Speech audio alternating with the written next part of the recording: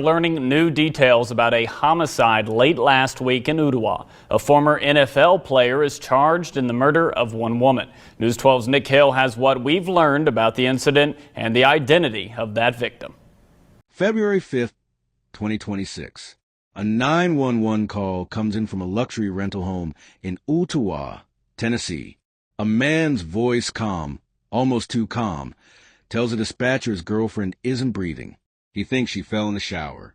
When first responders arrive at 1:30 p.m., they find 29-year-old Gabriella Perpétuo unresponsive. But what they see next tells a completely different story than the one they just heard on that call.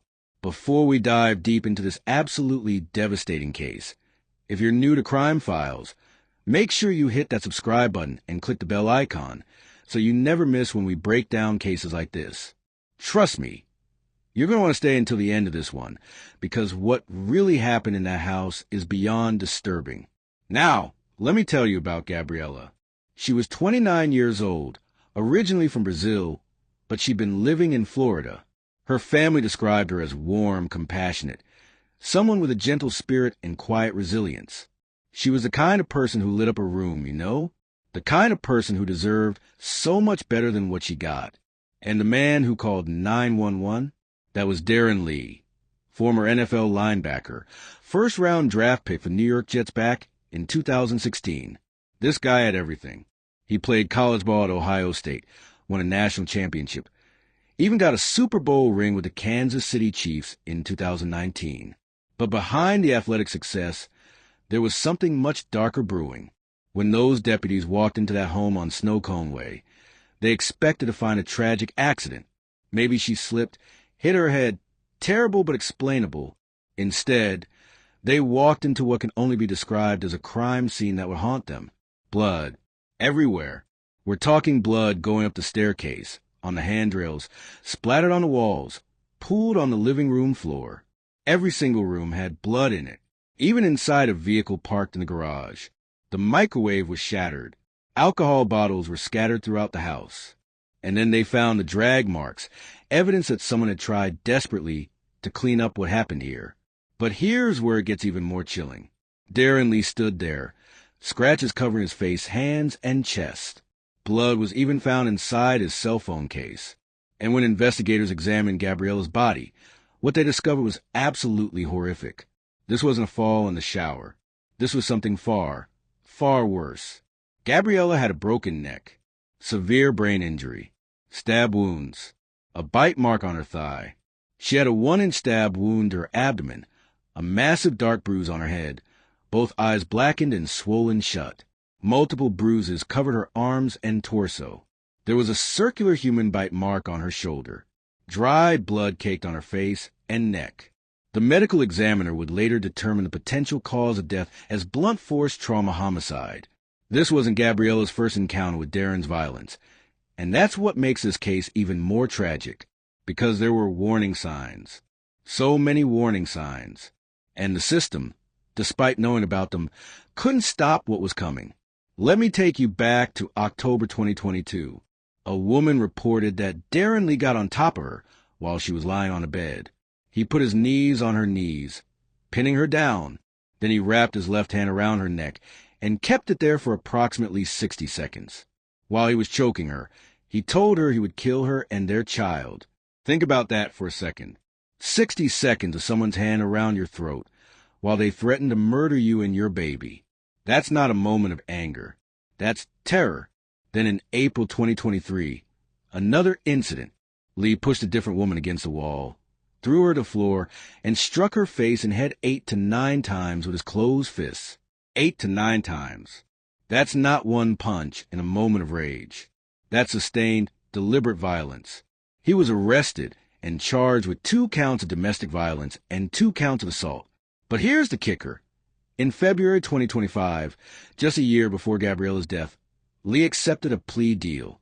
He pleaded down to a misdemeanor aggravated assault charge, 2 years probation, no felony, no domestic violence conviction on his record.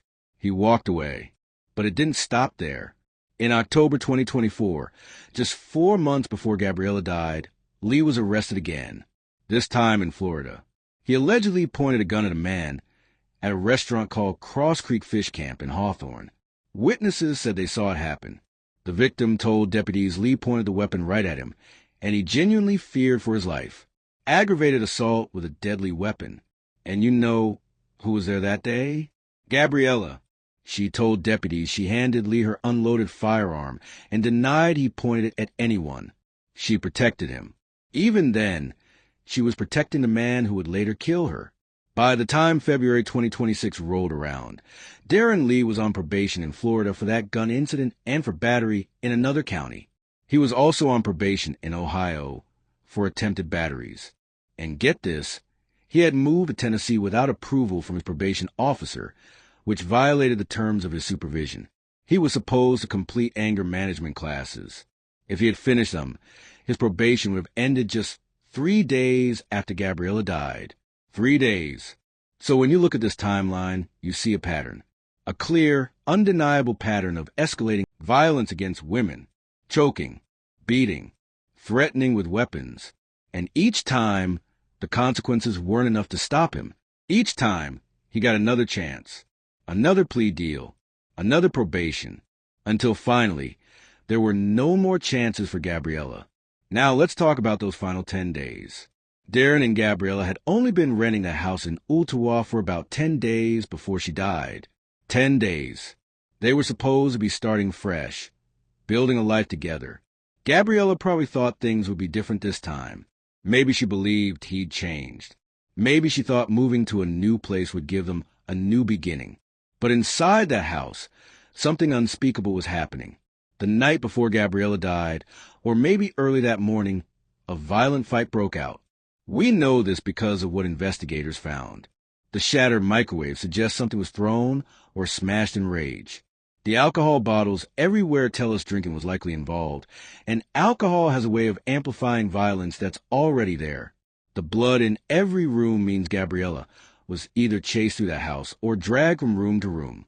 Those drag marks on the floor, the evidence of cleaned up blood, that shows someone knew exactly what they'd done and tried to cover it up.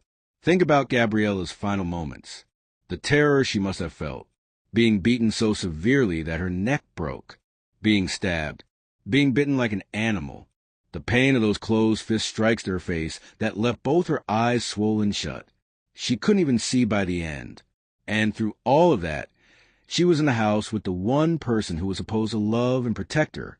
When Darron called 911, he stayed calm. He told them she fell in the shower. He mentioned she had narcolepsy, like that would explain everything. But when deputies saw his face covered in scratches, his hands and chest marked up, blood in his phone case, they knew. Gabriella fought back. Those scratches were her final act of resistance. She fought for her life, and she left evidence of who did this to her written on his skin. At the bond hearing on February 11th, just 6 days after Gabriella's death, District Attorney Cody Wam stood before the judge and said something that captured exactly what everyone was thinking. She said Darron Lee was in a home with a female that was, for lack of a better term, beaten to death, and the explanation he gave doesn't make any sense whatsoever. Judge Torrey Smith denied him bond. He would stay in jail, which is exactly where he belonged. Lee now faces first-degree murder and tampering with evidence charges. And because of the brutality of what he did, prosecutors are considering seeking the death penalty. This case is death penalty eligible. His preliminary hearing is scheduled for March 9th. Gabriella's family has filed a civil lawsuit seeking at least $50 million in damages. They created a GoFundMe to help with travel, funeral expenses, and attorney fees. Over 690 people donated more than $50,000 because Gabriella's story touched that many hearts. But here's what really gets me about this case, and I want you to really think about this. A close family friend of Gabriella's wrote something that's been haunting me since I read it. She said Gabriella was like a sister to her daughter, someone who often came to her for guidance. And then she added these heartbreaking words. I warned her about the signs of abuse. She warned her. People around Gabriella saw what was happening. They recognized the red flags. They tried to help her see it too. But leaving an abusive relationship isn't simple, is it? It's not just about packing a bag and walking out the door. There's psychological control, financial dependence, Fear of what might happen if you try to leave. Statistics show that the most dangerous time for a domestic violence victim is when they attempt to leave their abuser. That's when the violence often turns lethal.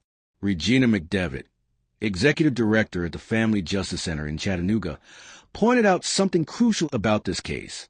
She said that in about 83% of cases where there's a domestic violence homicide, both parties were connected with law enforcement at some point within the 12 months prior to that death.